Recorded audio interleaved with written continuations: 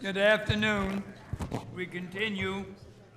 City University of New York, James Milliken, Chancellor. Good afternoon and welcome. Good afternoon, thank you. And I messed that name up. I commit to you that by myself I will take less time than Chancellor Zimpher and her team did. I'm not going to say a common word, but thank you. Good afternoon, Chairs Young, Farrell, Laval, and Glick, and members of the Finance and Ways and Means Committee. I'm James B. Milliken, the Chancellor of the City University of New York, and I want to thank you for providing what is my second opportunity to meet and share with you why it's such an honor to lead this unique and vital institution. A number of my colleagues, although not sitting with me, are seated behind me, ready to throw me a lifeline if needed. I want to begin with a thank you to all of you for your continued substantial support for CUNY and for its students, attending in record numbers again this year and graduating in record numbers. This would not be possible if it were not for the investment that this state makes, and we will do everything we can to ensure we continue to earn your trust and confidence and your support. For over 150 years, CUNY has been the gateway to progress and fulfillment for many New Yorkers who do not begin life with great advantages, particularly those from low-income families, underrepresented groups, and immigrants. The promise this state makes to these talented New Yorkers is at the heart of CUNY's and, I believe, New York's success. We're actively strengthening CUNY to ensure that the university and our graduates continue to play a leading role for the benefit of this state. We're doing that by executing CUNY's historic mission through increasingly evidence-based strategies and innovations. Affordability and access will always be fundamental to CUNY and its irreplaceable role in the life of our city and state, but we are focused more than ever today on our obligation to ensure that when our students leave our colleges, they do so in much greater numbers with diplomas that will change their lives and the competitiveness of New York. We're hard at work now on a new university-wide strategic plan and a master plan with this in mind. Every day, we're guided by the unique mandate established when this body passed historic legislation creating the City University of New York, and later, when it doubled down, establishing the current governance and structure. The New York State Legislature designated the City University of New York as an institution with a distinctive mission that will be an independent system of higher education that must be responsive to the needs of its urban setting, operate as an integrated system with close collaboration between the community colleges and the senior colleges. It's critical in helping make possible the transfer of so many students from community to senior colleges, a number that has doubled in the last decade. The legislature also declared that the City University is of vital importance as a vehicle for the upward mobility of the disadvantaged in the city of New York. Like you, we are committed to not just carrying out that mandate, but to constantly finding new ways to strengthen it. About 75% of the graduates of New York City's high schools who attend college come to CUNY. CUNY is home to 3/4 of all Pell Grant recipients in New York City, a critical form of aid to our neediest, and I can attest many of our most dedicated students. Similarly, New York's remarkable investment in the tuition assistance program is key to our students' ability to attend college. We're very grateful for TAP, but we also believe with some changes it could be even more effective, and the result would be even more college graduates in New York. Now, the emphasis on access and affordability should in no way be seen as overshadowing CUNY's outstanding academic credentials. CUNY graduates have won 13 Nobel Prizes. They have won more MacArthur Genius Awards than any other public university in America other than Berkeley. But I'll note we just passed Berkeley in having the highest ranked public interest law school in the nation. Our students won 39 Fulbrights in the last 2 years alone. I recently met with a Brooklyn College graduate, a young woman who immigrated from Pakistan as a child. After graduating from CUNY, she became a Rhodes Scholar. She's now in her second year at the Harvard Medical School. This is an example of so many of our students who, when given the opportunity, excel beyond our imaginations. And our faculty are as impressive as our students. And we're grateful for your support, which has allowed us to hire so many more needed full-time faculty in the past 4 years. They earn Fulbrights, MacArthur's, and competitive grants in record numbers. They're recognized for their excellent teaching as well as their research and creative activity. They are the reason our colleges are consistently ranked as the best values in the nation. And this recognition isn't simply a statement about cost. It's a recognition of CUNY's high quality at a reasonable price. And the faculty, of course, are responsible for that outstanding quality. This talented faculty has been working without a contract and at salaries significantly lower than their peers for more than 5 years now. And thus far, we've been unable to reach an agreement with them. Last year, when I appeared before you, I said we were seeking support from the state and the city for an agreement in line with other state unions. We are unfortunately in that position again a year later. I can say without equivocation that my highest priority, as well as that of the Board of Trustees and the college presidents of CUNY, is to get this contract settled to pay the increases to which our 45,000 faculty and staff are entitled. You know that the knowledge economy increasingly offers its most attractive opportunities to those who attain degrees beyond high school. The share of jobs that require post-secondary education has doubled since I, and perhaps some of you, went to college. Bachelor's degrees bachelor's degree graduates earn annually, on average, more than $20,000 more than high school graduates, and their unemployment rate is about half of those without college degrees. And here's why this is so important at CUNY. Nationally, half of all people from high-income families have bachelor's degrees by age 25. Just 1 in 10 people from the lowest quintile of families in the economic strata earn a degree by 25. But here's the good news. When children born in the bottom fifth of income distribution, many of CUNY's students, get a college degree, their chances of making it to the top fifth nearly quadruple. Their chances of making it out of the bottom increase by more than 50%. Intel's Andy Grove called CUNY, where he received his engineering degree, the American Dream Machine. I might also call it the best prescription available to reduce income inequality through opportunity. A great many of our 275,000 degree-seeking students face more challenges than most in making it to graduation, but we are tackling this head-on. We put in place and are expanding a number of programs to provide the support that helps thousands more achieve that goal every year. In some instances, the results are encouraging, in others, revolutionary. Nationwide, the 3-year graduation rate at urban community colleges is 15%. That is simply unacceptable. To address this daunting challenge, CUNY designed and rolled out a program called ASAP, which is considered one of the most significant outcome improvement initiatives in higher education in the country. 3-year graduation rates among ASAP students have soared to 55% in the most recent class, and we feel we may be able to reach and exceed 60%, more than triple the old graduation rate. And with generous support from the city and the state, we're scaling up ASAP from 4,000 students last year to 25,000 students in 3 years, including the first full implementation at one of our community colleges and a pilot program at a senior college. 87% of these ASAP students are African American, Latino, or Asian. ASAP's great success and our rapid expansion is why we would like to ask that you restore the $2.5 million in our budget for ASAP. Another item I would like to ask you to consider including in your budget is funding for the newly accredited CUNY School of Medicine at City College, which opens its doors next fall. This new college will build on 40 years of success of the Sophie Davis School of Social Medicine and is uniquely designed to serve the important mission of CUNY. Almost half of our students will be from underrepresented groups, many times the national rate, and most of our graduates will continue to practice in federally designated underserved areas.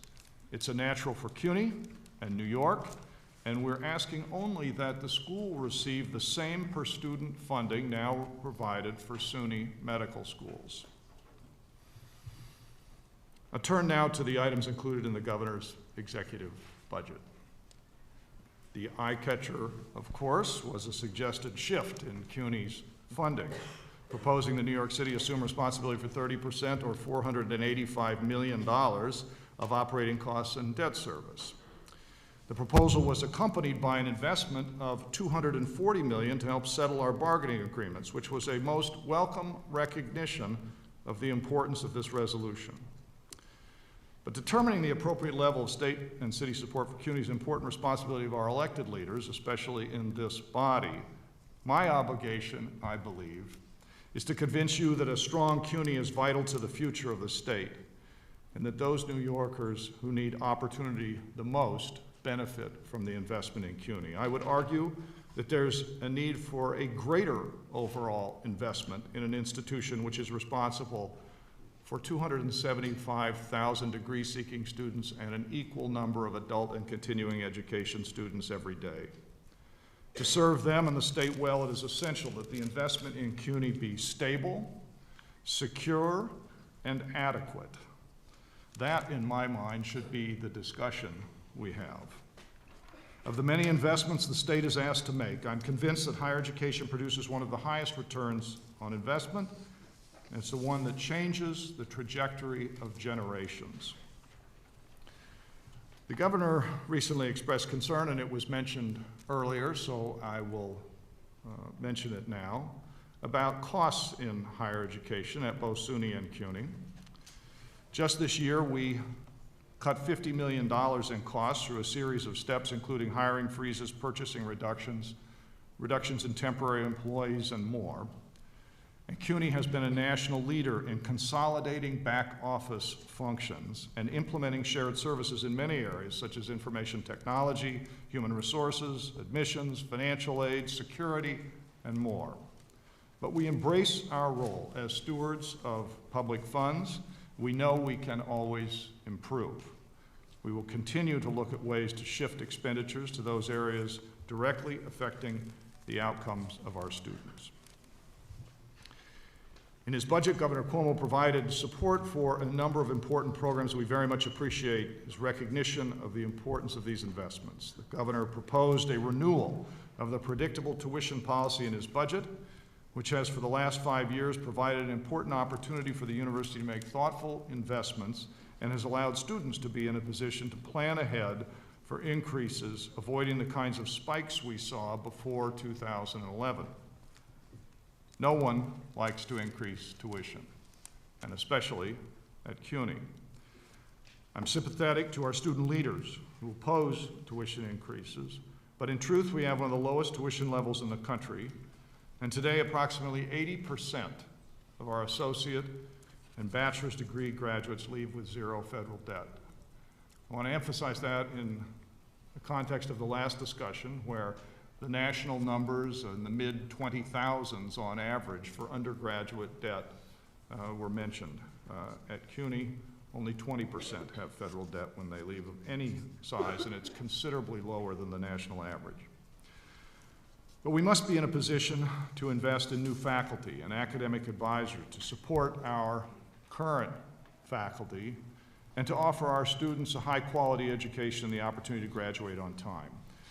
Because of our policy, during the last 4 years, we were able to add 996 new full-time faculty, and at the same time, to increase student success significantly.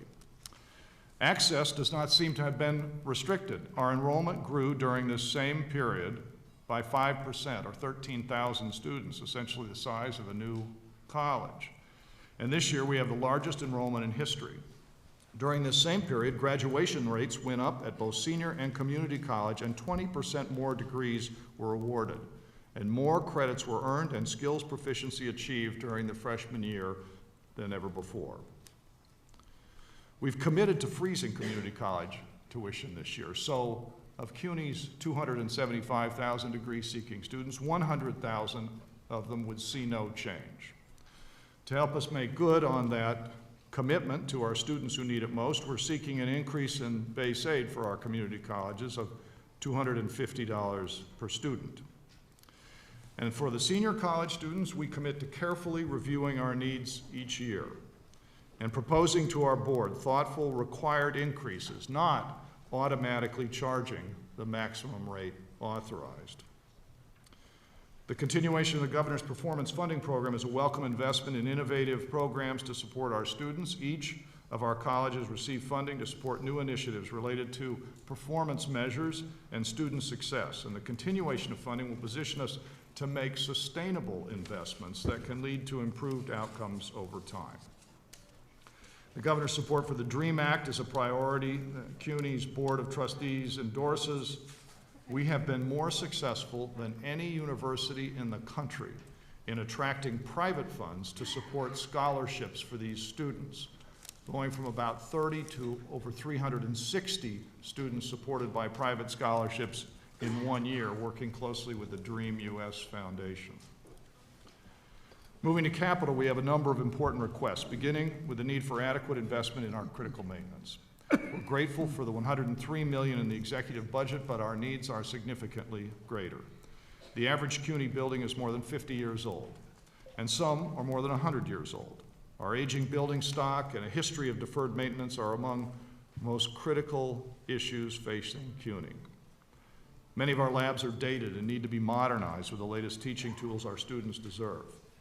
In 2007, together with SUNY, we conducted a study to see what it would take to bring our campus facilities to a good state of repair. The need was $3.2 billion for CUNY then. We have made progress, but when the study was updated in 2012, we found that the backlog was still $2.4 billion. Our campuses are open 7 days a week with classes scheduled throughout the day and most evenings. We have 28 million square feet of space, but we need considerably more. There are 55,000 more CUNY students using our buildings today than there were 1 decade ago. In other words, we have added an equivalent, about 15% larger than the University of Michigan, to CUNY during that time, using those same buildings that were overstressed at the time. Our request includes important priorities at Baruch, York, Hunter, Medgar Evers, Brooklyn College, Staten Island, Lehman, and more. Many of these are science and health professions buildings that are necessary not only to provide opportunities for our students, but to help meet the medical, science, technology, and health needs in New York. I look forward to discussing CUNY's budget request and any other issues, and I once again offer my thanks for your continued support for public higher education and for the City University of New York in particular. The legislature has given CUNY a challenging and critical mandate. And embracing this role, the university has responded with outcomes that have served this state well. We will continue to do all we can to see that the mission we all share, which means so much to so many, is successful. Thank you very much. Thank you very much. Deborah Glick, Chair. Thank you. Good afternoon, Chancellor. Good to see you. You mentioned the cost shift from the state to the city for the 30% of the CUNY budget. What do you think would be the impact if that was to go forward? Yeah, I'm not quite sure what you mean. You mean if as written in the executive budget, Yeah, there was a shift of cost from the state to the city? Right, and the city is currently approaching its own budget negotiations. This wasn't something that I think was necessarily on their to-do list until the middle of January. Has there been any conversation about whether the city could in fact absorb that, or have they told you to start scaling back now? So I'm probably less equipped to discuss the impact on the city's budget than some other people would be that you could have before you. My impression was, from both public statements and conversations, that It was not a enthusiastically received recommendation at the city. And my understanding was that there were going to be additional conversations about cost effectiveness and efficiencies, which at the time, as well as today, we welcome that discussion. Obviously, as I mentioned in my testimony, the big benefit to CUNY from that transfer would have been the $240 million in investment in our collective bargaining, but it remains to be seen whether that would still be available. And that's a one-shot. I'm sorry? And that's a one-shot. That would cover the past, nothing Oh, yes. anticipated in the future.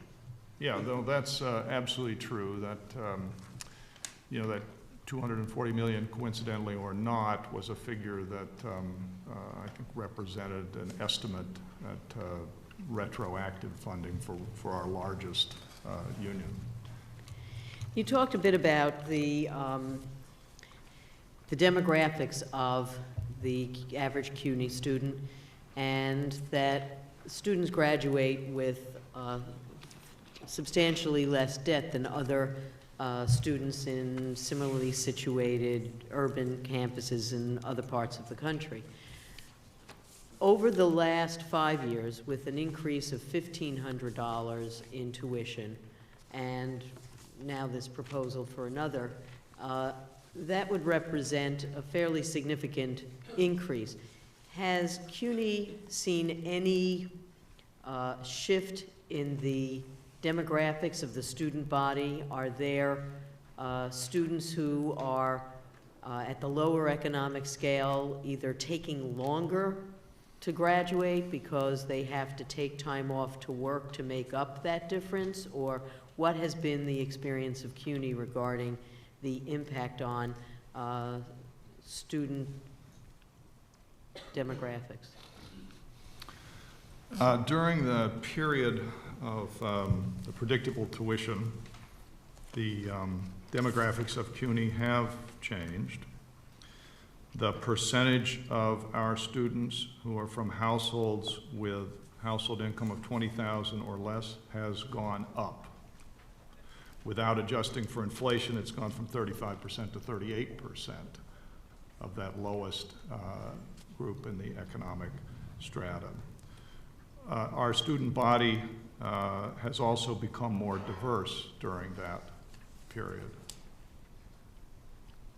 And as I mentioned, it has grown significantly, 5% during the same time, and graduation rates are up at both community colleges and senior colleges.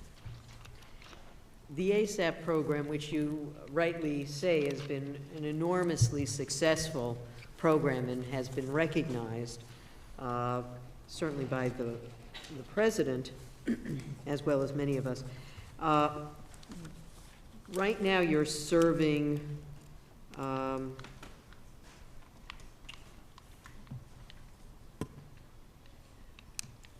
you're currently serving 4,000 students.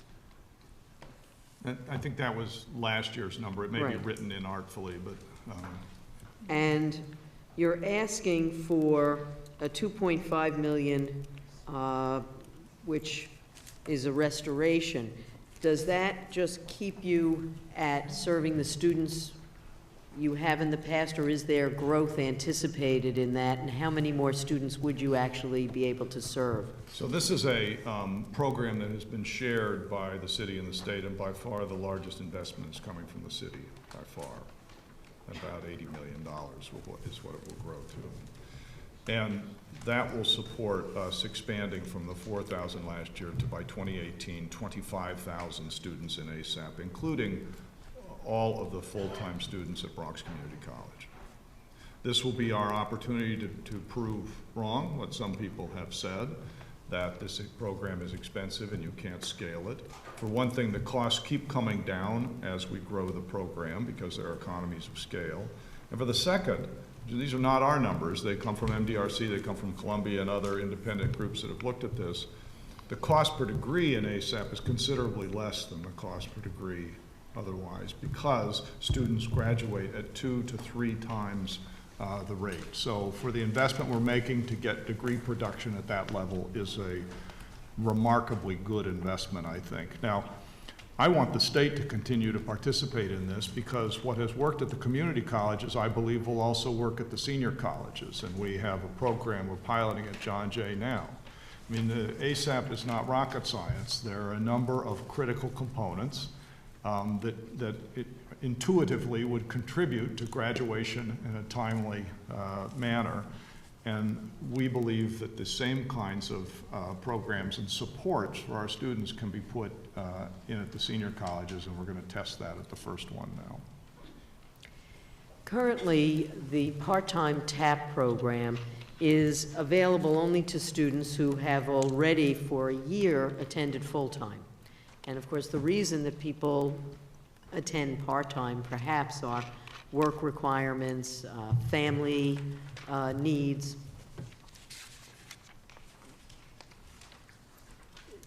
Do you think that there could be a change in the way we administer part-time TAP that would perhaps be more useful to the student body at CUNY?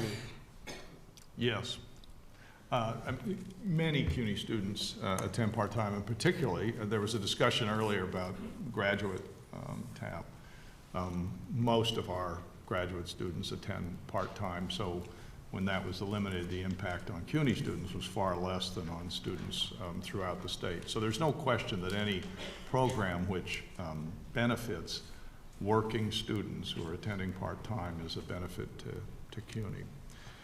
I would suggest, to follow up on the discussion earlier, since there was some back and forth about the commitment of CUNY and SUNY to pay or credit the differential cost of higher education after tuition increases, so that above the TAP maximum, we would provide that credit.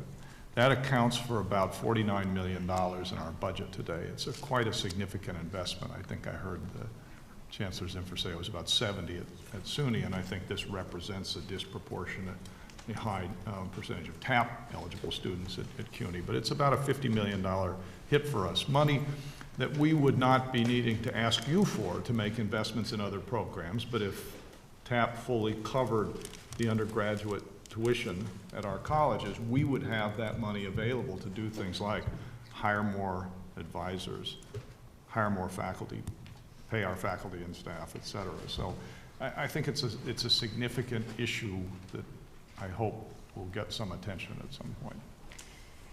Obviously, you mentioned the extreme need for capital for the city university. Many of your buildings are quite old. There are new facilities that are planned and hopefully will be see continued work. What do you think you could spend in a year? How much more money could you use in the next year's budget that you could put into the pipeline? How much in a year? Half a billion? $500 million. 500 million. Thank you. I thought you said a second time $500,000, and then I thought you would give it to me on the spot. I'd get out my checkbook. 500 million. But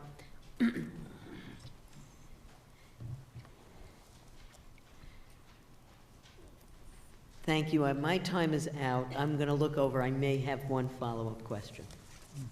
Thank you very much, Senator.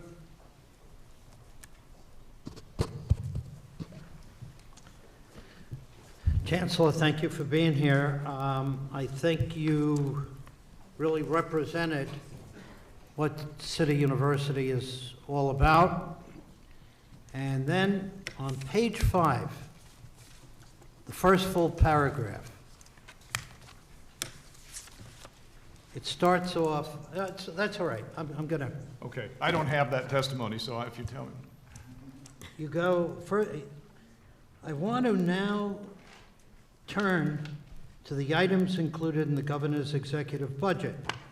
The eye catcher was, and then you go on to talk about these numbers of 485.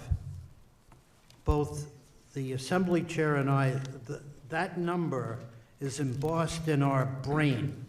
485. And then also 240, followed by a million. What I thought you should have put in there is, oh Lord, why me?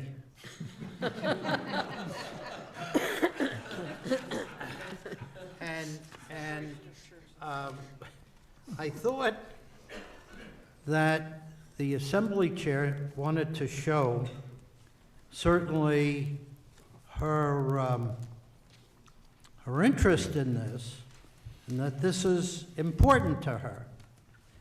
And I want to show you it's critically important to us, because you can't make things go away, because then you went, and this is really not your style. You went, you did a dodge beautifully, and you said, my obligation, I believe, is to convince you that a strong CUNY is vital, No, that's not your obligation. Your obligation is to tell us, how are we going to deal with this problem? 485 million at our table when we're dealing with the budget is not nickels and dimes. This is a very, very serious problem. It's a life changer for your institution. And so I don't know if I need an answer today, but what I am saying to you, this is critically important, and it is your obligation in some way to protect your institution, because this is a game changer. You want? Yes. I couldn't agree with you more that it is my obligation to protect my institution. What is proposed in this executive budget is a shift in funding that is revenue neutral for CUNY. Now, what the outcome will be after discussion, negotiation, et cetera, I don't know. My point to you, Senator, respectfully, was that I believe the conversation should be about what additional investments need to be made in CUNY beyond the baseline of today because of all the students it's serving, and whether it's in operating or capital, without sufficient support.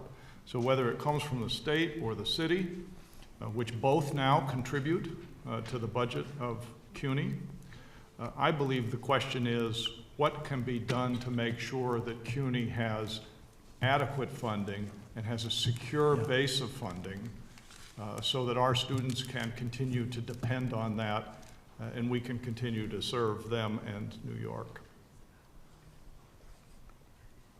I know you're not going to answer the question, but let me go now. Does the 240 million get us a bargaining deal? Maybe you could get a few of us in a room here. I'm sorry? No, I'm sorry. That was a humor. I was looking over my shoulder at the representatives of the bargaining unit who are So it's certainly helpful? It absolutely would be helpful. Right now, as I've made clear before, publicly and in every other way, is that without additional investment, we are trying to, through reallocating, through use of tuition, through use of any resources available to us, try to resolve a contract with our unions representing our 45,000 employees. I this just would be wanted, a significant addition to what we are able to do. I'm going to ask you the same question I asked